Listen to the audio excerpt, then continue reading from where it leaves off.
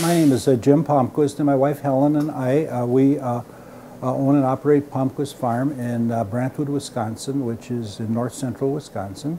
We in this community are of Finnish heritage. At one time this community was almost completely inhabited by Finnish people.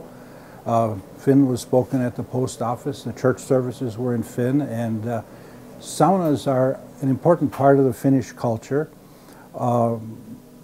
When farms were started, generally the way the Finns did it was they either bought the land or homesteaded it or whatever, and then they built a sauna first, and they lived in the sauna, in the front room of the sauna, and then they would build a barn, and then after they built the barn, then they would finally build a home, and then they would move from the sauna into the home. It's very common in Finland for, it was years ago, for children to be born in a sauna, and in fact, our neighbor lady who passed away here a while back, she had been born in a sauna and then she passed away in a sauna.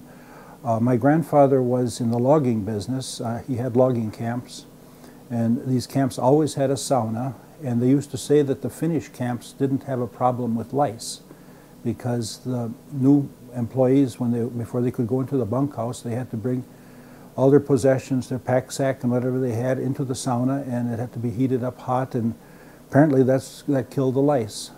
I have to plead guilty to jumping in the snow from being in the sauna.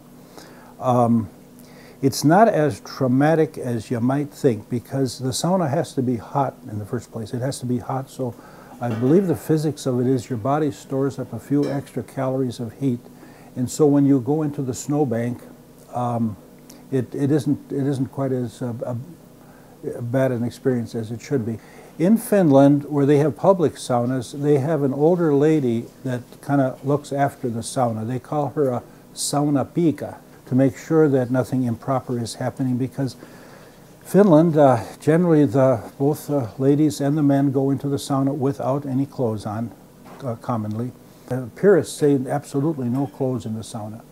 And other people say, well, they feel a little more comfortable if you're in a bathing suit. As I would like to leave with the idea that the saunas are a very important part of our life here in Brantwood. Every Finnish farm had a sauna.